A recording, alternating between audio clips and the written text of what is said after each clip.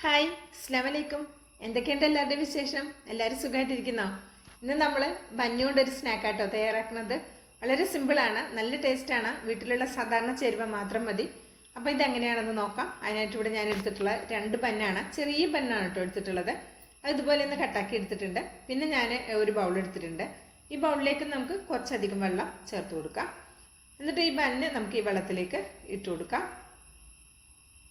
വളരെ സിമ്പിളായിട്ട് ചെയ്തെടുക്കാം കേട്ടോ. വളരെ കുറഞ്ഞ ചേരുവകൾ മാത്രം മതി. ഈ ബന്നും പിന്നെ കുറച്ച് ചെറിയ ചേരുവകൾ മാത്രം മതി കേട്ടോ. അപ്പോൾ കൂടുതൽ വെള്ളത്തിലേക്ക് ബന്ന് ഇട്ട് കൊടുത്തത് ബന്നൊന്ന് കുതിർന്ന് കിട്ടാൻ വേണ്ടിയിട്ടാണ് കേട്ടോ. എന്നിട്ട് ആ വെള്ളമൊക്കെ ഒന്ന് പിഴിഞ്ഞിട്ട് നമുക്ക് വേറൊരു പാത്രത്തിലേക്ക് ഇട്ട് കൊടുക്കാം. നിങ്ങൾക്ക് ഇതിന് പകരം ബ്രെഡ് ഉപയോഗിക്കാം കേട്ടോ. അതിൻ്റെ അടുത്ത് ബ്രെഡില്ല, ബന്ന ആണുള്ളത്. അതുകൊണ്ടാണ് കേട്ടോ കൂടുതൽ വെള്ളത്തിലിങ്ങനെ മുക്കിയിട്ട് പിഴിഞ്ഞെടുക്കണത്. ഇപ്പം ബ്രെഡാണെങ്കിൽ നമ്മൾ മുക്കി അപ്പം തന്നെ പിഴിഞ്ഞെടുക്കാവുന്നതാണ്. ഇനി നമുക്ക് ഇതിലേക്ക് വേണ്ടത് ഉരുളൻകിഴങ്ങാണ് കേട്ടോ. ഇനി നമുക്ക് ഉരുളൻകിഴങ്ങ് എടുക്കാം. ഇതിവിടെ നന്നായിട്ട് പിഴിഞ്ഞിട്ട് ഒരു പാത്രത്തിലേക്ക് ഇട്ടിവിടെ മാറ്റി വയ്ക്കാം. പിന്നെ എന്താ, ഇതുപോലെ 2 ഉരുളൻകിഴങ്ങ് എടുത്തിട്ടുണ്ട്.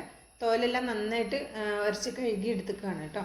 അപ്പോൾ ഞാൻ തോല് കളയാതെയാണ് ഇത് പുഴുങ്ങിയെടുക്കുന്നത്. നിങ്ങളിപ്പോൾ ഇത് തോലൊക്കെ കളഞ്ഞിട്ട് എടുക്കുകയാണെങ്കിൽ ജസ്റ്റ് ഒന്ന് നന്നായിട്ട് കഴുകി എടുത്താൽ മതി.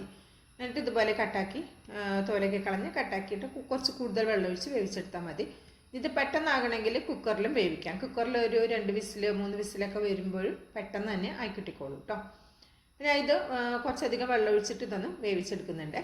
ഞാനിത് ഉപ്പ് ചേർക്കാതെയാണ് ഈ ഉരുളൻകിഴങ്ങ് വേവിക്കുന്നത്. ഉപ്പ് ചേർത്തിട്ടാണ് നിങ്ങൾ വേവിക്കുന്നതെങ്കിൽ പിന്നീട് ഉപ്പ് ചേർക്കുമ്പോൾ അത് നോക്കിയിട്ട് ചേർത്താൽ മതിയേ. അപ്പോൾ അതേ ഉരുളൻകിഴങ്ങൊക്കെ വെന്തിട്ടുണ്ട്. തോലൊക്കെ കളഞ്ഞവിടെ മാറ്റി വയ്ക്കാം. പിന്നെ ഞാൻ ഈ ബ്രെഡിലേക്ക് കുറച്ച് പൊടികൾ ചേർക്കുന്നുണ്ട്. ഇതിലേക്ക് ഞാൻ ചേർത്ത് കൊടുക്കുന്നത് മഞ്ഞൾപ്പൊടി, കുരുമുളക് പൊടി, മുളക് പൊടി, ഒരൽപ്പം ഗരം മസാല ചേർത്ത് കൊടുത്തിട്ടുണ്ട്. പിന്നെ അതുപോലെ തന്നെ ഇതിലേക്ക് ഞാൻ ചേർത്ത് കൊടുക്കുന്നത് കായത്തിൻ്റെ പൊടിയാണ്. ഉപ്പും കൂടി ചേർത്ത് കൊടുത്തിട്ടുണ്ട് കേട്ടോ.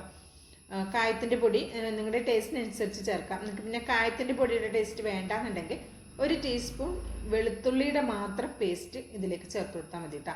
അപ്പം നമ്മൾ എന്താ വെച്ചാൽ ഈ ഉരുളൻകിഴങ്ങൊക്കെ ചേർക്കുമ്പോൾ ചിലർക്ക് ഗ്യാസിൻ്റെ പ്രോബ്ലമൊക്കെ ഉണ്ടാവുമല്ലോ, ഗ്യാസൊക്കെ ഉണ്ടാവില്ലേ.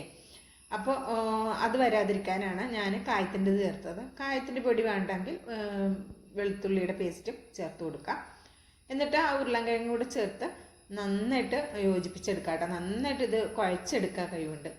എന്നിട്ട് ഇതിലേക്ക് ചേർക്കുന്നത് അരിപ്പൊടിയാണ്. ഞാനൊരു 1/2 കപ്പ് അരിപ്പൊടി എടുത്തിട്ടുണ്ട്. ഇത്രയൊന്നും ആവശ്യം വരില്ല, നോക്കിയിട്ട് ചേർത്താൽ മതി കേട്ടോ. അപ്പോൾ ഞാൻ അതൊരു 1/4 കപ്പ് ചേർത്ത് കൊടുത്തിട്ടുണ്ട്. എന്നിട്ട് ഇത് നന്നായിട്ടൊന്ന് മിക്സാക്കി കൊടുക്കാം. മിക്സാക്കുമ്പോൾ അറിയും നമുക്ക് ഇത്ര വേണമെന്നുള്ളത്.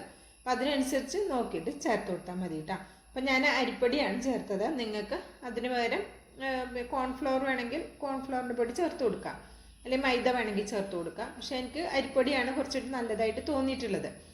അപ്പോൾ അരിപ്പൊടിയാണ് ഞാൻ ഇതിൽ കാണിച്ചു തരുന്നത് കേട്ടോ. അപ്പോൾ ഇതിലേക്ക് എനിക്കൊരു വെറും 1/4 കപ്പ് അരിപ്പൊടി മാത്രമേ ആവശ്യമായി വന്നുള്ളൂ. ഇതിലേക്ക് നമുക്കൊരു അല്പം 1 ടീസ്പൂണോളം ഓയിലൊന്ന് ആക്കിയിട്ട് ഇതുപോലെ ഒന്ന് മിക്സാക്കി അവിടെ വെക്കാം. റെസ്റ്റ് ചെയ്യാനൊന്നും വെക്കേണ്ട ആവശ്യമില്ല. ഈ സമയത്ത് നമുക്ക് കുറച്ച് ഓയിലും കൂടി ചൂടാക്കാനായിട്ട് അവിടെ മാറ്റി വയ്ക്കാം കേട്ടോ. അവിടെ ഈ രീതിയിലൊന്ന് കുഴച്ചെടുത്തിട്ടുണ്ട്. നല്ല സോഫ്റ്റ് ആയിട്ടുള്ള ഡോയാണ്. അപ്പോൾ ഇതുപോലെ ഒരു ചെറിയ ഒരു പാൻ അടുപ്പത്ത് വെച്ച് കൊടുത്തിട്ടുണ്ട്. ഇത് ഒരുപാട് ഓയിലൊന്നും നമ്മൾ മുക്കിപ്പൊരിക്കേണ്ട ആവശ്യമില്ല, കുറച്ച് മാത്രമേ ഒഴിച്ച് കൊടുത്തിട്ടുള്ളൂ. ഇനി ഇതുപോലെ ഒന്ന് ഉരുട്ടിയെടുക്കുന്നുണ്ട്. ഇത് ഉരുട്ടിയെടുത്തിട്ടല്ല നമ്മൾ ഫ്രൈ ചെയ്യുന്നത്. അപ്പോൾ ഇതിൽ ഒരു കാര്യം കൂടി ഞാൻ ചെയ്ത് കൊടുക്കുന്നുണ്ട്. അപ്പോൾ നിങ്ങൾ സ്കിപ്പ് ചെയ്ത് ഓടിപ്പോകരുത് കേട്ടോ. അപ്പോൾ വീഡിയോ അവസാനം വരെ കാണാനും ഒരു ലൈക്ക് തന്ന് സപ്പോർട്ട് ചെയ്യാനും മറക്കല്ലേ. കണ്ടോ, ഇത് കണ്ടോ, ഉരുട്ടിയെടുത്തതിലേക്ക് ഒരു ഫോർക്ക് കൊണ്ട് ഇങ്ങനെ വന്ന് ഒരു അടയാളം കൊടുക്കുന്നുണ്ട് കേട്ടോ. നിങ്ങൾക്ക് ഇഷ്ടമാണെങ്കിൽ ചെയ്താൽ മതി, അല്ലെങ്കിൽ ഇഷ്ടമുള്ള ഷേപ്പിൽ റെഡിയാക്കി എടുക്കാം കേട്ടോ. അപ്പോൾ ഇതുപോലെ നാക്കി കൊടുക്കുന്നുണ്ട്. എന്നിട്ട് ഒരു മീഡിയം ഫ്ലെയിമിൽ വെച്ചിട്ട് നമുക്കിത് അപ്പുറം ഇപ്പുറമൊക്കെ തിരിച്ച് മറിച്ച് വിട്ടിട്ട് ഫ്രൈ ആക്കി എടുക്കാം. വളരെ സിമ്പിളാണ്, വളരെ ഈസിയാണ്. വീട്ടിലുള്ള സാധാരണ ചേരുവ മാത്രമേ ഉള്ളൂ. അപ്പോൾ എളുപ്പമല്ലേ ഉണ്ടാക്കാനായിട്ട്. അപ്പോൾ എല്ലാവരും ഉണ്ടാക്കി നോക്കൂലേ? ഉണ്ടാക്കി നോക്കിയിട്ട് നിങ്ങളുടെ ഫീഡ്ബാക്ക് അറിയിക്കണം കേട്ടോ. അപ്പോൾ ഒരു ഭാഗം ആകുമ്പോൾ മാത്രം മറിച്ചിട്ട് കൊടുക്കാം, അല്ലാതെ നമ്മൾ അപ്പുറത്തേക്കും ഇപ്പുറത്തേക്കും വേഗം വേഗം തിരിച്ച് മറിച്ച് വിടരുത് കേട്ടോ. അപ്പോൾ ഇതുപോലെ ഒരു ഭാഗമായിട്ട് മറ്റേ ഭാഗം കൂടി മറിച്ചിട്ട് റെഡിയാക്കി എടുത്തിട്ട് ഇതുപോലെ നമുക്കൊരു പാത്രത്തിലേക്ക് മാറ്റി കൊടുക്കാം. നല്ല ടേസ്റ്റി ആയിട്ടുള്ള ചൂട് ചായക്കൊപ്പൊക്കെ അടിപൊളി കോമ്പിനേഷനാണ്. കുട്ടികൾ സ്കൂളിലൊക്കെ വരുമ്പോൾ കൊടുക്കാൻ അടിപൊളിയാണ്. ഇഷ്ടമായിട്ടുണ്ടെങ്കിൽ തീർച്ചയായിട്ടും ട്രൈ ചെയ്ത് നോക്കണം. ഇതുപോലെ ബാക്കിയുള്ളതെല്ലാം റെഡിയാക്കി എടുക്കാം. മുഴുവൻ ഇവിടെ റെഡിയാക്കി എടുത്തിട്ടുണ്ട്. പുറം കുറച്ച് ക്രിസ്പി, ഉള്ളിൽ നല്ല സോഫ്റ്റ് ആയിട്ടുള്ള അടിപൊളിയായിട്ടുള്ള സ്നാക്കാണ്. ഇഷ്ടമായിട്ടുണ്ടെങ്കിൽ ട്രൈ ചെയ്ത് നോക്കുക. അഭിപ്രായം അറിയിക്കുക, ലൈക്കും ചെയ്യാം കേട്ടോ. ബിസ്മി കിച്ചൺ എന്ന യൂട്യൂബ് ചാനൽ സബ്സ്ക്രൈബ് ചെയ്ത കാണുന്ന എൻ്റെ എല്ലാ പ്രിയ കൂട്ടുകാരും ഒന്ന് സബ്സ്ക്രൈബ് ചെയ്ത് അടുത്ത് വരുന്ന ബെല്ലൈക്കൺ എനേബിൾ ചെയ്ത് വെച്ചാൽ നമ്മളിടുന്ന വീഡിയോസിൻ്റെ നോട്ടിഫിക്കേഷൻ നിങ്ങളിലേക്ക് കറക്റ്റായിട്ട് എത്തും. അപ്പോൾ ഇൻഷാ അല്ലാഹ് അടുത്ത നല്ലൊരു അടിപൊളി വീഡിയോയുമായി എത്തുന്നവരേക്കും എല്ലാ പ്രിയ കൂട്ടുകാർക്കും നന്ദി, നമസ്കാരം.